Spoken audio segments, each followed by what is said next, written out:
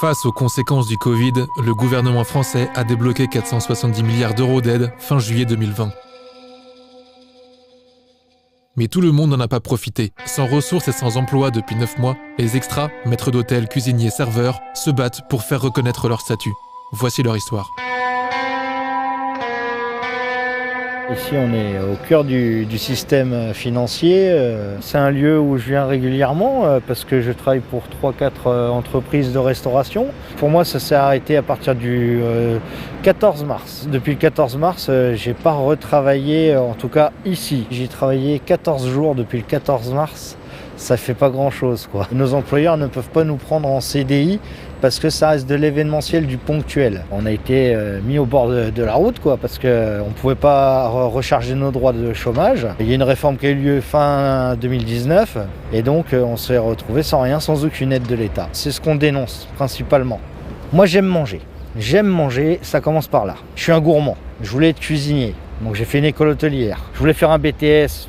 Problèmes familiaux ont fait que je n'ai pas pu faire de BTS. Et finalement, j'ai pas fait cuisinier, je fais service, la commercialisation et apprendre toutes les recettes et revendre derrière, ça c'était intéressant. On m'a demandé de venir faire un extra un jour et j'ai découvert le monde des extras de l'événementiel que je connaissais pas. Ça m'a bien plu et c'est pour ça que j'ai choisi ce côté-là.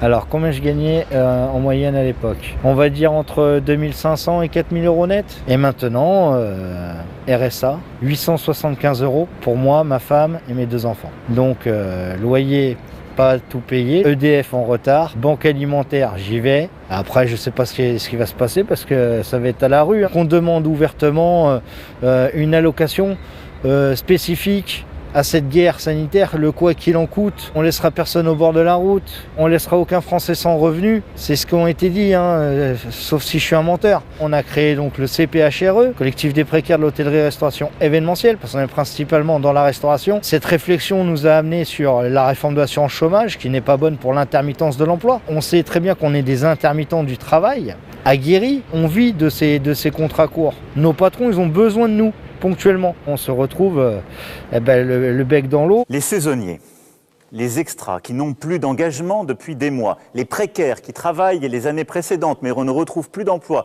les jeunes qui n'arrivent à trouver ni emploi étudiant ni premier emploi. Trouvons une réponse exceptionnelle à leur situation. Il l'a dit, maintenant qu'il le fasse. Une allocation spécifique. On met un plafond et il aide tout le monde. Que ce soit des salariés, des intermittents, des patrons d'entreprise, il devrait aider tout le monde. Ça, franchement, c'est la moindre des choses. Une place emblématique de Paris, voilà, c'est la place Vendôme, avec ses hôtels, avec ses boutiques de luxe. C'est un environnement, c'est Paris. En l'espace de 8 mois, 9 mois maintenant, c'est un basculement total. D'une situation d'une extrême à une autre.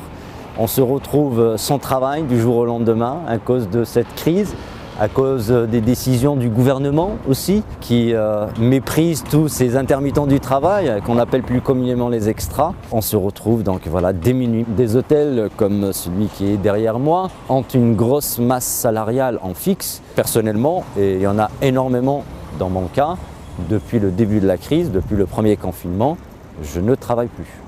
Sincèrement, j'étais à l'aise. Je suis toujours propriétaire et j'espère le rester. On a investi avec mon épouse dans une belle maison en banlieue parisienne. J'avais des revenus confortables. C'est une perte sèche de revenus mensuelle de 1 000 euros. Et sur un budget de famille, c'est énorme. Certainement, cette crise va créer un bouleversement dans la société. Ça ne sera plus comme avant, malheureusement. On a des retours d'économistes avec qui on échange. Ils nous peinent l'année prochaine de noir total. Donc il n'y a pas de reprise économique. La crise économique, elle n'y est pas encore. Alors, ça va être l'année prochaine. Et ça va être une catastrophe.